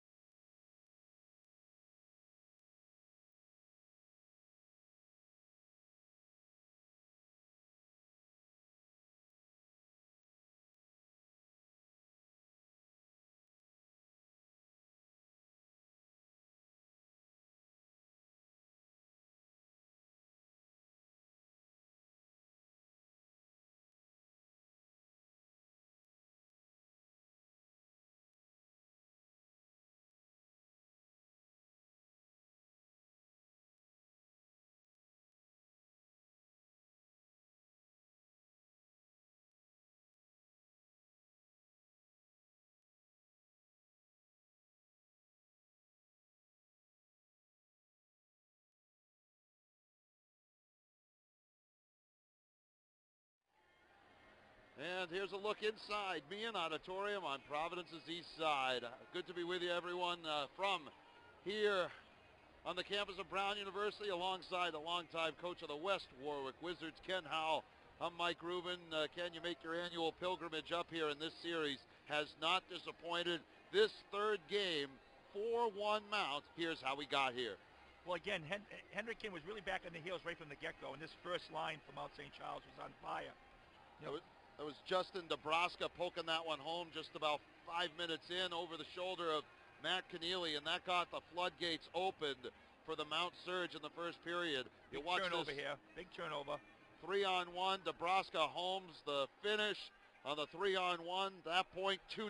And then who else on the next one? It was that man there, number 9, Tom Crudell, with a tough finish, a great angle shot. Yeah, that was the first goal that they really could fault the goaltender on. The first two, the goaltender didn't have a chance. That one, unfortunately, the goaltender was down on his knees. And this may be the backbreaker right here. Rattles the water bottle on the shorty, did Crudell from Holmes. That made it 4-0, but Hendricken said, you know what, we've got some life. It was much to the delight of the Mountie fans, but the Hawks said, you know what, we'll jump on the back of one of our seniors. As Olsen cycled it, Finelli the one-time finish, and that came just a couple minutes after Brian Lawrence had made a couple of tremendous stops. And we wonder aloud what the difference in this game is. Was it that first period surge, or was it the backbone, as Coach Dave Belisle called it a couple days ago, of Brian Lawrence? Well, it was really a tale of two periods. The first period belonged strictly to Mount St. Charles, and Mr. Lawrence wasn't tested at all. The second period, as a result of Mount St. Charles penalties, Lawrence put on a show, and he put his team right in a position to win a state championship. And with the one goal he gave up, which really wasn't his fault, he could have given up 3 or 4 more goals to Hendricken, but he was Johnny on the spot. So really it was a first period dominated by the offense of Mount St. Charles, a second period dominated by Mr. Lawrence in goal for Mount St. Charles. Hendricken will enter the third period trailing, as they did in game 1. In fact, they never led first in this series. They had to come from behind in both games. And I'll tell you, for the 19th time, these two teams meeting since 1981, and the 7th time since the turn of the century, right now you'd have to wonder if this rubber match could, in fact, go Mount St. Charles's way. You look at that scoreboard, it reads 4-1. 15 minutes will be set on the clock, and the final period of the season will come to fruition in just a couple of minutes. We'll be back to Meehan Auditorium, Mount 4, Hendricken 1. We're back with more after this here on Cox Sports.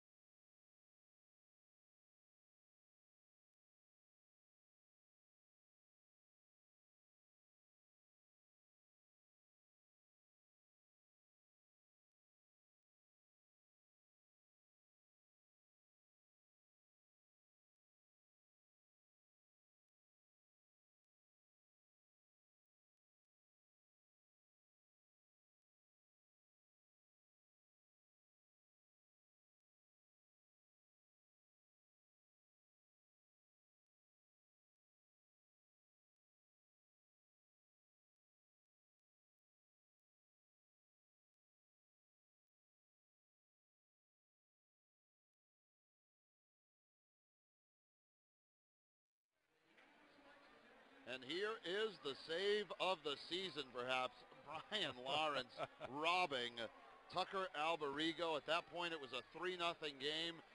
But a minute later, the sure-handed goal, and there's another beauty of a couple of stops in a sequence, and then bang, bang, bang. And then the puck kicked off the doorstep there by one of the defenders. Well, I'll say that first one, I'm looking at the save by the goaltender, and out of the corner of my eye, you can see the crowd above the goalie. They got their hands up in the air. They thought it was in the net, so their angle, which is better than ours, looked like that was in there. And how he stopped that, I'll never know. But, you know, when they go back and they look at these films years later, Brian Lawrence will always have that to look at because that's one of the great saves in Mount St. Charles goaltending history right there.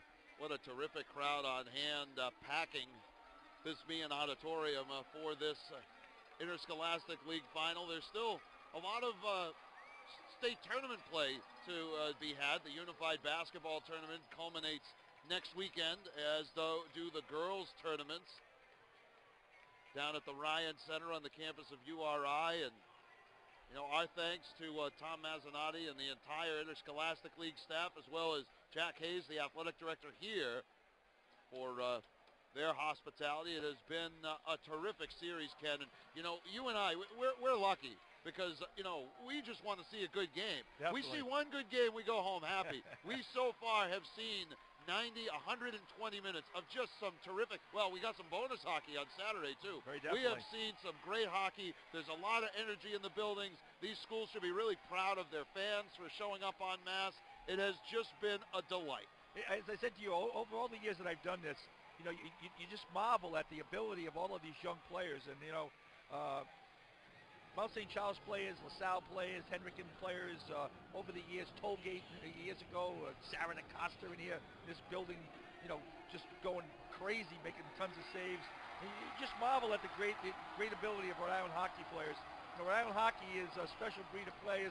You know, Massachusetts is great, New Hampshire, Connecticut, but there's something special about a little state like Rhode Island just to have so many great players and, you know, really great coaches. The coaches in Rhode Island, many of them I know, just do a great job with their kids. Mr. Kramer here, the Belisle family, and just many, many others over the years, as I've said before, just do a great job with their young men. And they develop not just hockey players, but guys with character.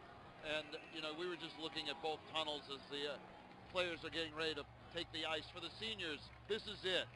Barring overtime, this will be their last period here in hockey. And for Hendricken, a change in net as they are going to the junior Christian Maselli here in this third period. But before we talk about Christian Maselli, who's going to come out for period number 3, Ken, it's 4-1.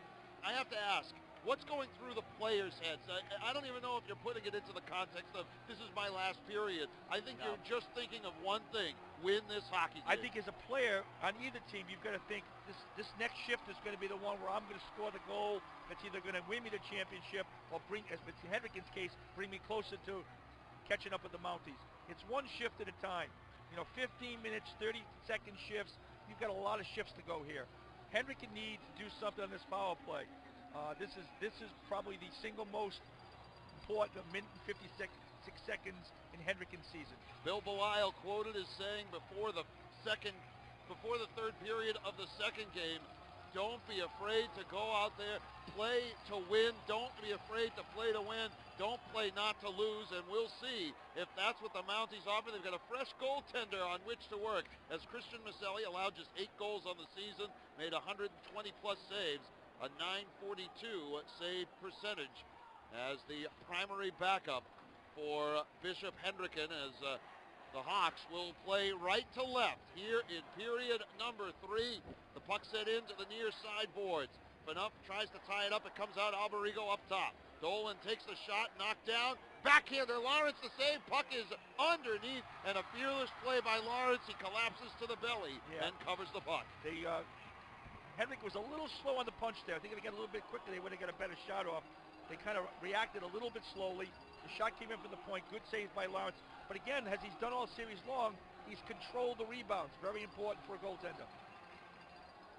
Hendricken had swept the season series for Mount St. Charles in the regular season. As the puck comes up top, the first loss was Saturday.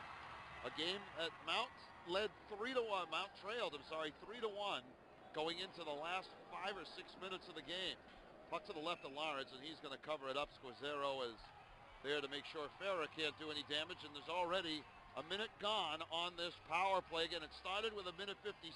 It's down to a minute 03 remaining for the Hawks. Draw to Lawrence's left, covered back by the Mounties and cleared away by Squazzaro. He's making no mistake of that one, all the way down to Maselli. Yeah, again, with Mount St. Charles, they attacked that first pass coming out of the zone. Alberigo leaves it. Here's Kramer. Turns back, takes a shot. Lawrence, big rebound. Squazzaro gets there and swats it down ice. And there's going to be a penalty coming. And Hendricken. I think it's a slash on Andrew. Oh, nope, it's roughing on Andrew Farah.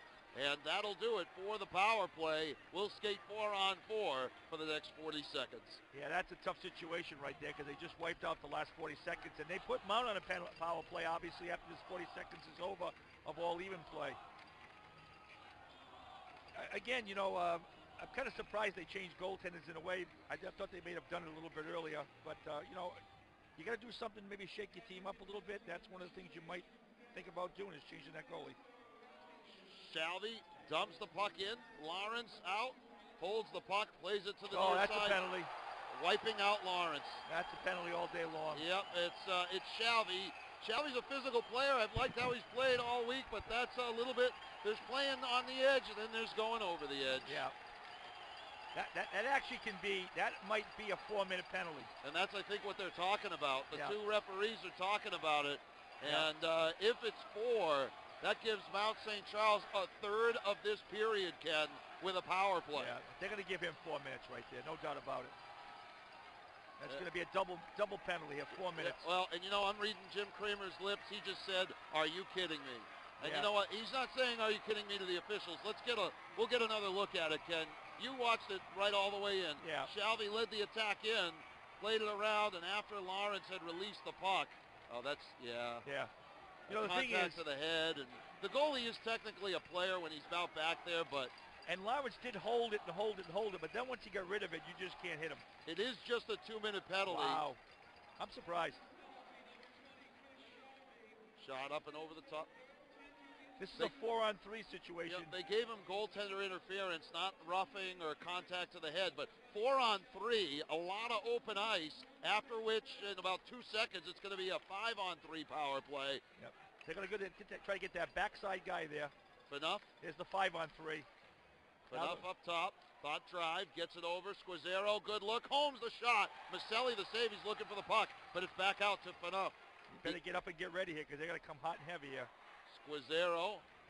Mounties can afford to be patient. A minute left on this 5-on-3. The shot wide of Maselli. It comes to Crudell, who could finish the hat trick. Gets it up top. The drive by Squazzaro. Covered Maselli. No, he missed it. And it kicks out to Fanuff on the point. Plays it over to Holmes. Back up Fanuff left point. 45 seconds left on the 2-man advantage. Good look. Shot lifted over the top by Crudell. And it'll clear the zone. The Hawks will get 3 fresh out there. Crudell was going for top shelf, top corner, and he had it if he put it on net. About 18 seconds, give or take, between the 2 penalties. Farah and Shalvey. Back is Dumond, and he's able to clear the zone. It's a big ice because by the time the Mounties regroup on the puck, they'll be down to about 18 seconds here left on the 2-man advantage. Still got plenty of time here, though. Plenty of time. Half a minute left on the power play. Crudell has Fanuff up top. Thought drive, gets it over. Holmes in front, tipped up and over the top as one player, Farah, can rejoin his mates. To the point. Crudell, shot tipped wide by Holmes. Didn't miss by much. That would have counted. Holmes, under 10 seconds left. The shot wide of Maselli, and it'll be iced away. And a successful kill for Hendricken. And sometimes, Ken, those kills can really bolster your squad. Yeah, a lot of valuable time went off the clock, though. When you're down by 3 goals, that's too many men on the ice. Oh, boy. Mounties got away with it as Jim Kramer giving an earful to Chris Shalvey as he came across the ice. Yep. Definitely. They missed that. Puck played across. Here's Alberigo. Winds up, almost put himself offside. That was offside, too. Yeah, they let it go. Both officials. The one official was looking at the linesman, But Sean Lyons said no ice. Mike DePasquale and Ron Paquette, our other two officials, did a pretty good job. They called game one as well. Alberigo on the near wing. Runs into one of the Mounties. Badeau went down, as did Tedford. Here comes Armstrong, the shot. The save by Lawrence. Puck cleared out, and it'll be regrouped all the way down to the left of Maselli. It'll be icing, and we'll have a face-off coming back down. Good icing, though. Again, you had 4-1. You don't mind a few icings to get the lines changed. The line from Mount St. Charles is a little ragged there, so an icing is not a bad thing as long as you win your face-off. Hendricken scored 4 goals in the last 5.5 minutes of game number 1. They will need a similar blitzkrieg to get back into this one. They trail by 3. The shot pops up in the air. Lawrence got a glove on it. So did a stick of Watkinson. And it's played out to the wing, kept alive at the point, and cleared out and knocked down. Here comes Crudell on the left side. One player to beat, plays it through. Maselli with the save. We had the right idea, too. He faked the shot, got the defenseman to freeze. Almost got around him. Squazzaro dropped it back down, covered there by the Hawks, and a headed played. Finelli is going to get called offsides. Whoa. That was close. Good call, though, by the official. Probably a half a step off. We'll get a replay on that. You'll see he's maybe a half a step off. I don't think the Hendricken faithful thinks that, but... I don't think that's a vocabulary word in the on the English quiz this week, do you? I have to look it up in Wikipedia. Okay. Puck played down. Whatever that is. I saw you over there. You've got a smartphone. Smarter than me. That's the problem. Badeau near side. Snaps a shot. Maselli the save as he got dumped by Matthew Kim off the shot. But already a third of this third is gone. Puck played up and through skates. Spanoff had touched it, so he'll get back. Takes a hit from Alberigo. Switched the puck over for Casilli and cleared out. Tedford, Badeau, Valentine, Casilli, and Spanoff for Mount St. Charles. I wish I had icing. Will be icing. I wish I had a stopwatch on Spanoff and Squazzaro. Those guys log. I'd say yeoman's work minutes, but they left yeoman's work behind about 20 minutes ago. Well, the thing with them is that they've got a little bit of a break here because they've got a few other guys in the game. But if you log their time over this 3-game series, it's a lifetime. They just got the ability to pick their moments to rest while they're on the ice. Kicked out of the zone by Dabrowska and played to Squazzaro as Dabrowska took a hit from Armstrong off the play. Everybody missed that. Yep. We had a good eagle-eye view on it.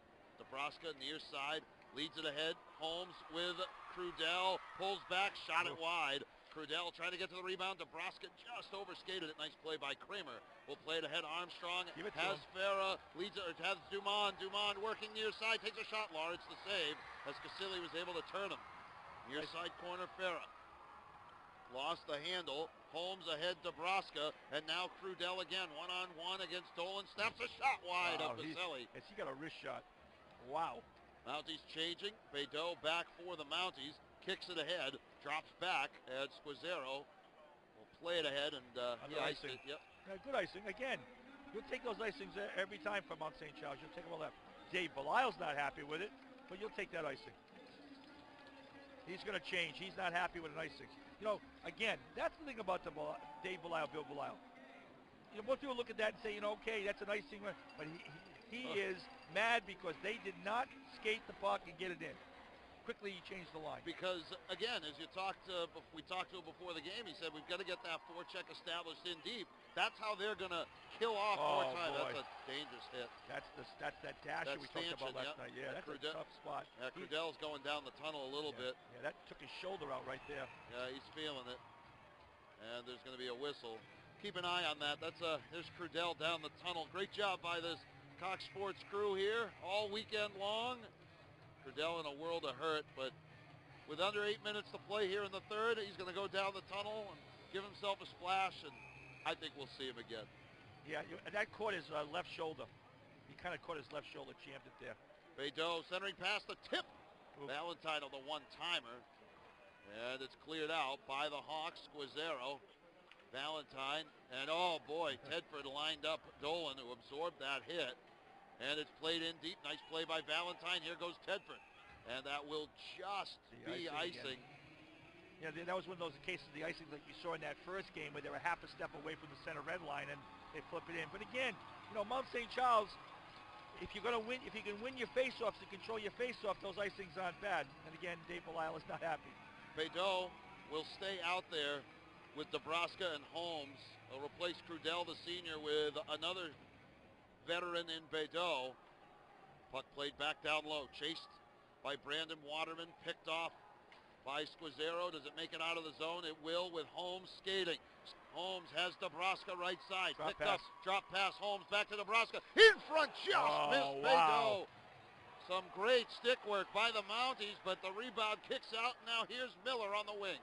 Works to the corner. He's skating a sandwich on the far side. Squazzero absorbed it. Nebraska clears the zone.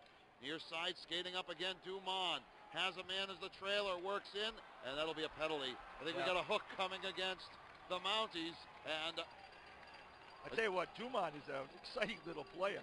He really gets going, boy. He's a defenseman on our score job, but I think they moved him up to forward, and he's really can skate. Yeah, he has a lot of pace, both with and without the puck, and the penalty called against Mounts Keith Phaneuf. So they are going to have to try and kill this again without one of their better men. We'll see what they counter. I think Squazzero and Casilli likely. And again, they don't have Crudell.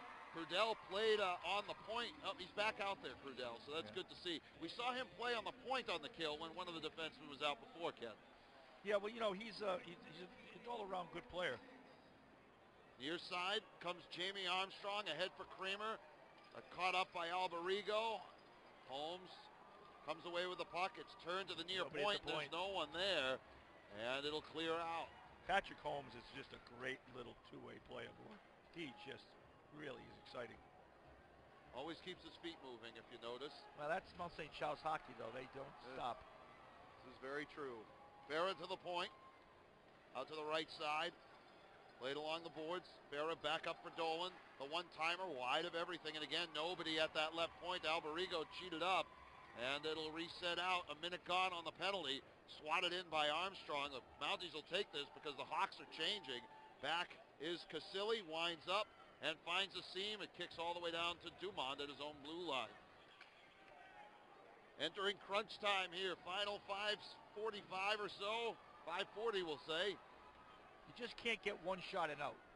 Shot loose in front. Lawrence 1-2 saves in the sequence. Puck's in the corner.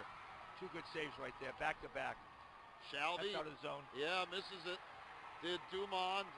That's emblematic of what's happened to Hendricken all night long. They're just off on everything they're doing.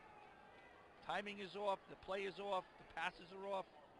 Fuller and now Mitchell. Squazzero finds a spot and again ices it away. Just 15 seconds left on this power play. We're ticking down to 5 minutes left here in the third period. Mount St. Charles trying to put the finishing touches on this come-from-behind series win.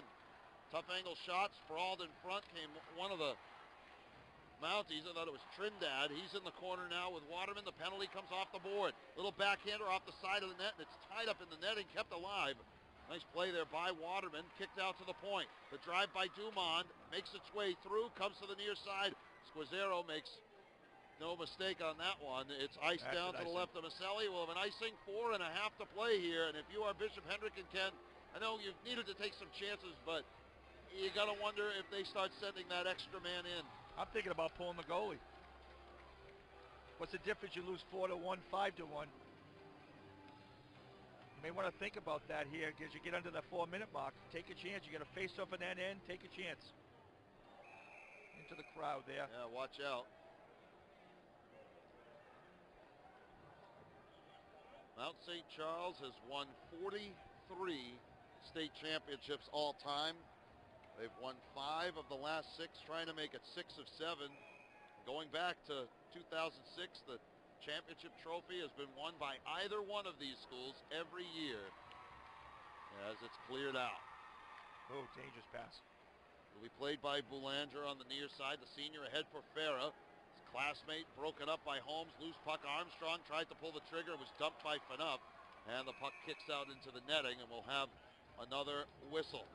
You know, the thing is, what you have to really watch from Mount St. Charles. I'm sure you've all been watching it all night long and watching their help. Defenseman's playing the puck, the forward's getting back, and he's helping out. There's a lot of help on the defense. There's always an extra man for Mount St. Charles. You always seem to be outnumbered by them. You wonder, how many guys did they get on the ice? They got more than 5 because there's always 2 red shirts on the puck.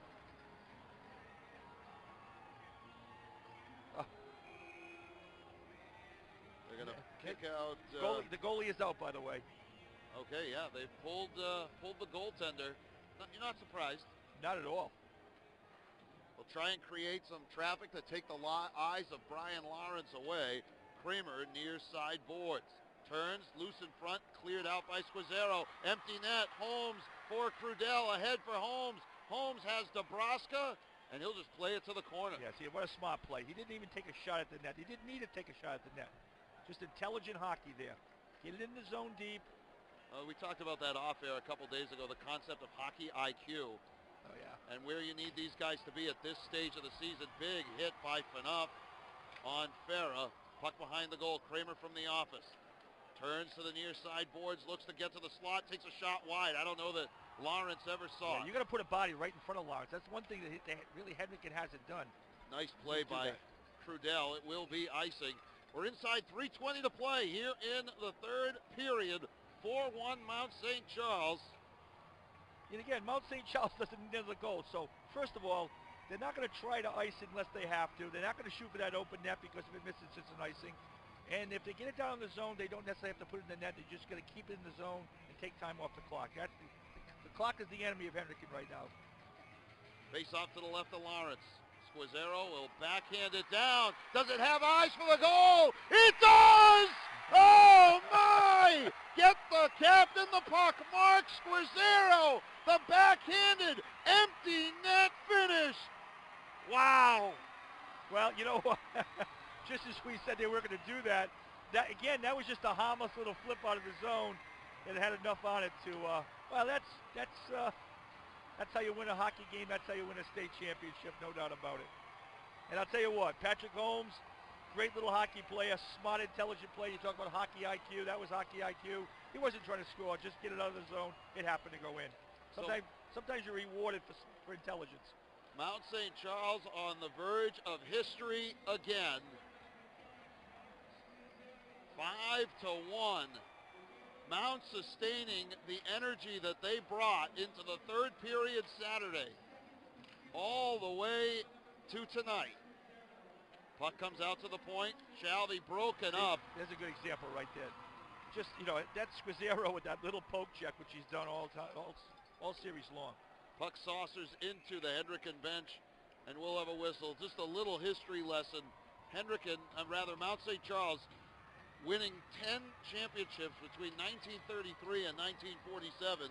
Didn't win another one until 1968 and 72, and then the amazing streak of 26 straight started in 1978. Now they are on the verge of winning their 6th title since 2008. They have a recipe, and it works. Offside. And they will call it with inside. Oh, no, we got a penalty. We got a cross-check here coming against Bishop Hendricken. Frustration penalty, no doubt. It's going against Ryan King, fourth-line freshman for the Hawks. And again, Jim Kramer right now, what he's going to do is he's going to get some guys on the ice that haven't played that much, give him the experience, because, Hendricken might be back here again next year. So why not give these young guys a chance to play? Meanwhile, Mount St. Charles has got their guns. And they will not let up. Bishop Hendricken this season, 17-3-2 going into the weekend. Mount St. Charles, 16-7. But winning 2 in a row when it counted. And I'll tell you, Ken, when we thought the chips were down, I mean, let's face it, Bishop Hendricken was 5 minutes away. In fact, a couple people up here were saying they already had the MVP ballots all sorted out and tallied. Yeah. And Mount somewhere, somehow, reached deep down to places we don't know about, and were able to rally in game two, and here we are. In my mind, the big play in that game was that save by Lawrence on Ferra, where he just made that diving save, and it really was, to me, the highlight of the entire series. Enough the broken stick, tried to wind up. We've mentioned the wrist shot earlier. That time he tried for the big slap shot and broke his stick. That's the first slap shot they've taken the entire series, I think. The championship trophy making its way between the benches. And we will keep an eye on that Mount St. Charles bench. 3-on-2. Holmes turns back to the slot, ran into Crudell. The shot, Maselli makes the stop. Yeah, Maselli's done a nice little job here in the third period. He's made some tough saves. He's been on point. He's keeping the puck limiting it to one shot. That's Terry Lynch from the Scholastic League, good friend of mine, and AD down at South Kingstown High School. Yeah, he's a great guy.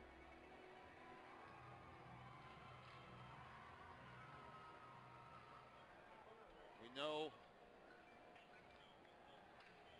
that Bishop Hendricken will leave today disappointed, but they certainly gave the Mounties all they could handle. 2-on-1 break, the shot off the elbow of Lawrence, and sometimes you get those head shakers, Ken. You just look around and say, we ran into a goalie who stopped us. We got behind early, and you know, as a coach I used to have once said, if ifs and buts were candy and nuts, we'd all have a Merry Christmas. Yeah, for sure.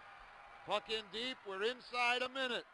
You know, we talked about that mystique of Mount St. Charles, but that mystique is built on hard work, determination. Oh, and a turnover by Lawrence. Liam Watkinson, the senior. He'll add one here for good measure. A shorthanded goal to boot, and that'll make it 5-2. That was the first time tonight that Lawrence... Hey, I'll tell you what, David Belial is not happy. He's not happy. He's not happy because, you know, that was a turnover and it was a mental mistake. Yeah. And you play for 45 minutes. Yeah, Lawrence just turned it over. It's not over until it's over. Obviously, it is over, but, you know, again, I don't want to say that Dave and Bill are perfectionists. What they are people that just really put a lot of work and time and effort into their product, and they want their product to be the best product on the ice. And obviously that has happened quite often. Inside 20 seconds to play. Shot off the side of the net. Lawrence isn't going to make another mistake. No, he's not going to be leaving home anytime soon. Squizzero will lead the puck up ice. And he'll tie it up right in the corner here. Loses the puck to Farah and the Mounties. The puck saucers down appropriately. Lawrence makes a save. And the Mount St. Charles Mounties, for the 44th time, will bring a state title home to Woonsocket, 5-2. They defeat the Hawks of Bishop Hendricken, and there is nobody prouder than the, what do we call him, the grand old general, Bill Belial. Yeah, I know Bill Belial built the program on one very simple principle as far as I'm concerned. Believe in what we have, and then believe in yourself. If you do those two things, and you have that Mount pride, you will be successful. Well, and the first man over to shake Bill Belial's hand is Jim Kramer. And I saw Jim Kramer and David Belial talking before the game. The mutual respect. You know, at the end of the day, Ken, these are high school kids. Sure. You teach lessons about winning and losing, but you teach lessons, and I'm saying this, I know you know this as a coach, that you teach lessons about respect for the game, respect for your opponent, respect for yourselves. These are two class programs. One had to go home a winner, one had to go home with a silver medal, and I'll tell you, there is no shame in what these two teams have accomplished in the manner of respect. Yeah, very definitely. I think this is probably some of the other Mounties coming on the ice. Yeah, some of the JVs. I'm not sure that's not, is that the tall boy? I think that's the play that was injured, Darren Vada? No, I saw Vada before the game. He's a shorter guy, yeah. Okay. That is the Mountie, though. He was dressed in full Mountie garb. That is the Mountie. As, you know, has always been a tradition. You see the Hendricken players going over and giving Bill Belial an embrace, a handshake, for everything he has meant to the state of Rhode Island. And you talked about the tradition and how many great players. what he has meant. And he will have a positive thing to say to each one of those Hendricken players. He'll have a positive thing to say to each one of them. And each one of them will understand, the respect that man has for them. David and Bill Belisle started coaching together right after David graduated as a player for Mount St. Charles back in 1979. Since then, the Mount St. Charles Mounties have been here all but one time, and they have won another one here at Browns Bean Auditorium. Mount St. Charles 5, Bishop Hendricken 2. As there's always one team that's slapping each other on the back with Queen's "We Are the Champions" playing in the background. Yeah. Tonight it's the red, white, and blue of Mount St. Charles. We're going to take a timeout. We'll be back here with more post-game coverage from Meehan. Mount, the champions again, over Bishop Hendricken.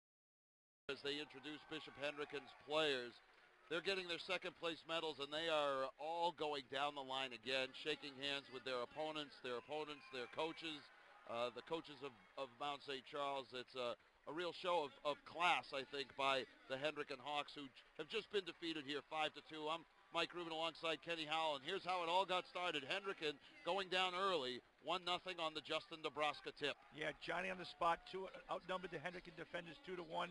Put in a real good go. Mount would open up a 3-0 lead. The second goal came on a 3-on-1 charge. Nebraska back in front. Holmes puts the biscuit in the basket, and it's 2-0 Mount. Unselfish hockey right there. Very unselfish hockey. Good play, but that first line for Mount was a going concern all night long. The tough angle shot there, Crudell, who finished with 2 goals and a couple assists just tonight. He had a 8-point or 7-point weekend, did Thomas Crudell.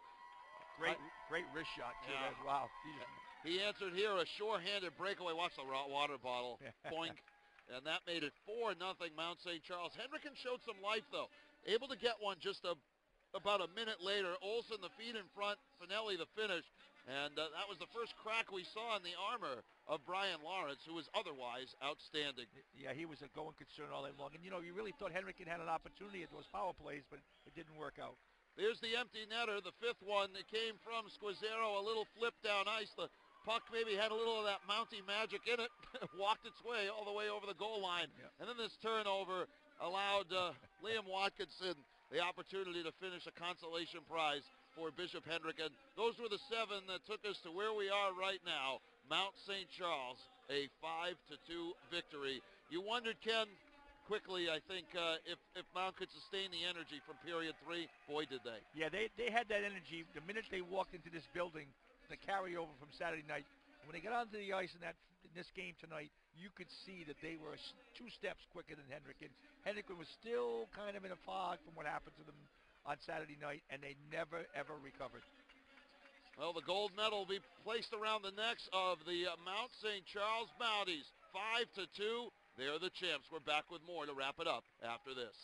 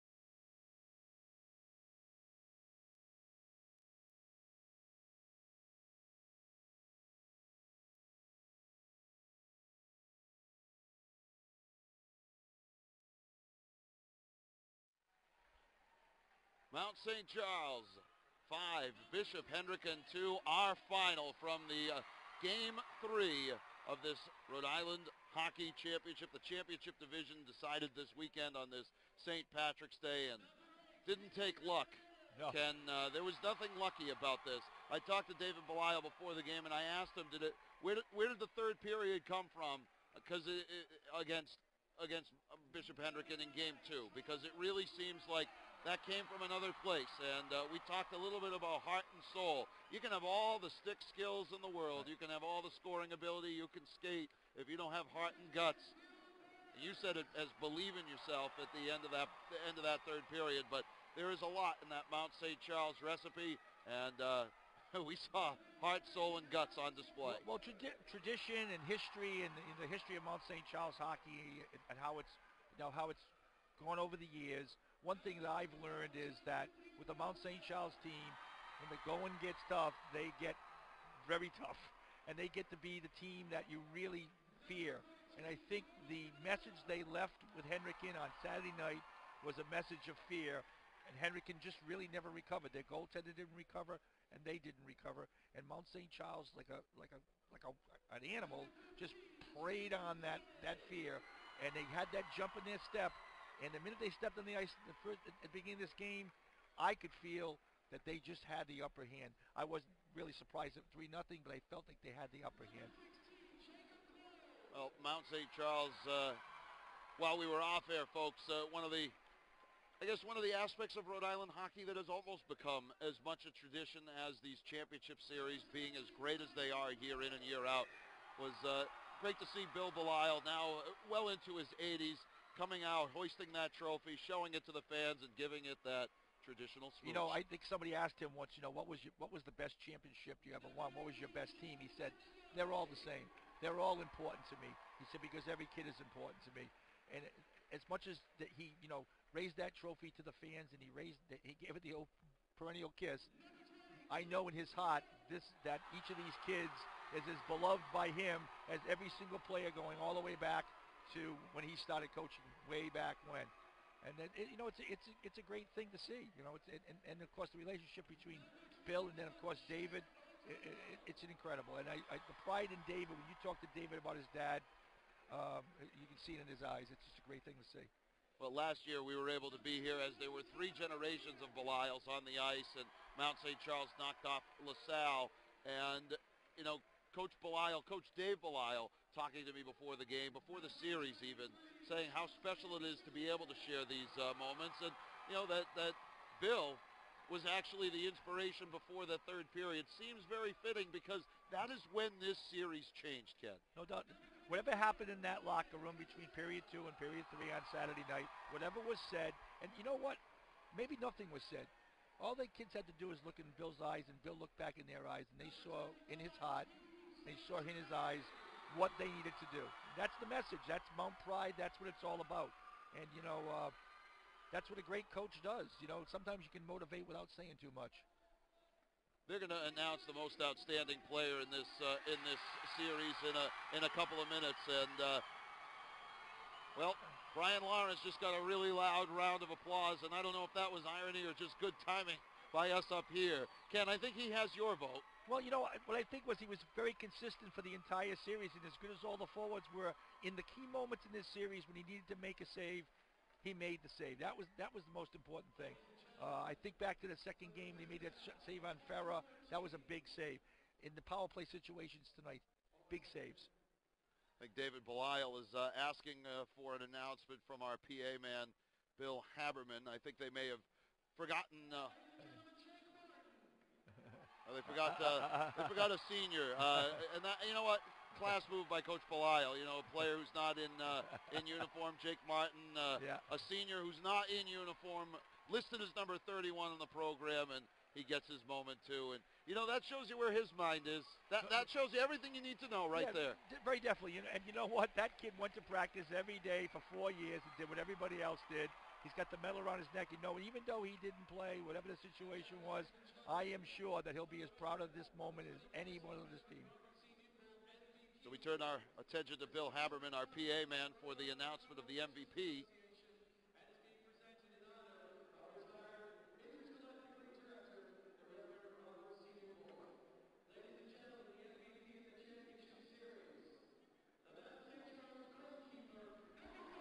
Good prediction, Ken. You've done this before. Yeah, well, in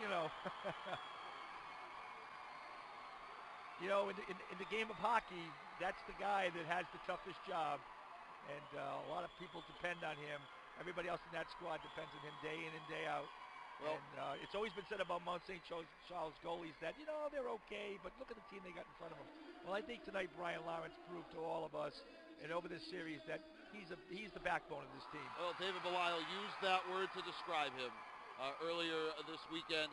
He said to us that, we need him to be our backbone. He's been our backbone all season long.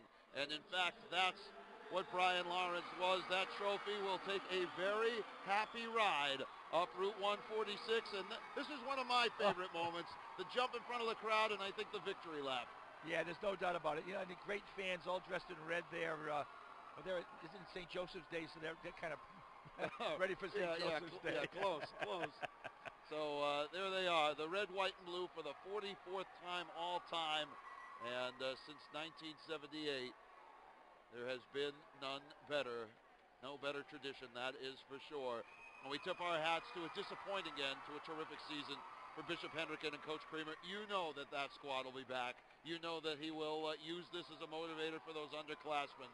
But to the victors go the spoils, Ken. Yeah, no doubt about it. And again, we saw a classic hockey series here. We saw Hendricken do a really good job in the first game. We saw Mount St. Charles mount that furious comeback in the second game. And we saw Mount St. Charles really dominate Game 3. So that does it for our coverage of this 3-game classic. And it was a classic indeed. It was a privilege to be able to bring you this coverage. I think, Ken, you and I truly spoiled. Oh, yeah, we're lucky guys to be up here and be able to call these games and see really great hockey Rhode Island style. And that'll do it for us, for our entire Cox Sports crew and my broadcast partner, Ken Howell. I'm Mike Rubin saying so long from me and Auditorium, the Mounties champions once again.